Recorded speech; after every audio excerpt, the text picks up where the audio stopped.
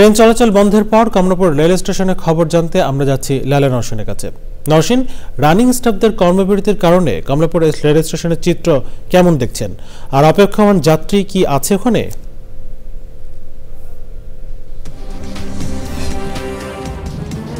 জানতে পেরেছি যে রেলের স্টাফগণ অ্যালায়েন্স বৃদ্ধি সহ কর্মঘণ্টা কমানো সহ বিভিন্ন দাবিতে কিন্তু আজকে কর্মবিরতি ঘোষণা করেছে এবং তাদের দাবি দেওয়া পূরণ করা হবে এমন বিজ্ঞপ্তি কিন্তু প্রকাশ করেছিল রেলপথ মন্ত্রণালয় থেকে। তারপরও কিন্তু আমরা দেখেছি যে এই কর্মবিরতি সকাল থেকে শুরু হয়েছে এবং একই সাথে সাধারণ যে জনগণ যারা জানে যে আজকে থেকে কর্মবিরতি পালন করার কথা, তারপরেও কিন্তু যারা টিকিট আগে থেকে কেটেছেন তারা কিন্তু আজকে সকাল থেকেই কমলাপুর রেল স্টেশনে ভিড় করেছেন এবং সকাল থেকে কিন্তু আপনি জানেন সকাল থেকে ভোর থেকে কমলাপুর রেল স্টেশনে প্রায় ভোর 6টা থেকে বিভিন্ন যে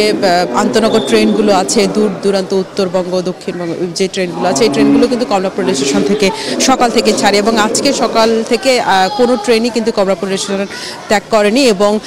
বিভিন্ন প্রায় অসংখ্য শত শত যাত্রী কিন্তু কমলাপুর রেল স্টেশনের যে প্ল্যাটফর্মের বাইরে তারা অবস্থান করছে এবং দূর দূরান্তে যে কেউ হয়তো এক সপ্তাহ আগেও কারো টিকিট কাটা ছিল পূর্বে যে কাটাগুলোর টিকিট, সেই টিকিট কাটা সত্ত্বেও কিন্তু তারা যে ট্রেনে যে গন্তব্যস্থলে যেতে পারছে না সেই ভোগান্তির কথা কিন্তু তারা উল্লেখ করেছেন এবং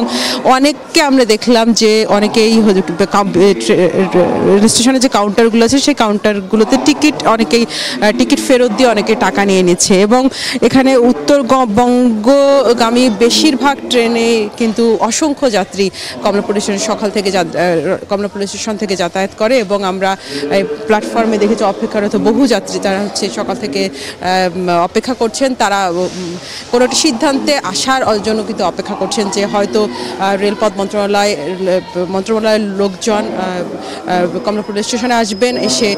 এই যে সমস্যা শ্রমিকদের যে দাবি দেওয়া কর্মচারীদের যে দাবি দেওয়া সেই দাবি দেওয়ার একটা শুরু হবে এবং স্বাভাবিক নিয়মে ট্রেন চলাচল শুরু হবে এবং যাদের যে পূর্ব নির্ধারিত যে বিভিন্ন গন্তব্যে যাওয়ার জন্য যাত্রীরা এখানে আছেন তাদের সেই ভোগান্তি দূর হবে।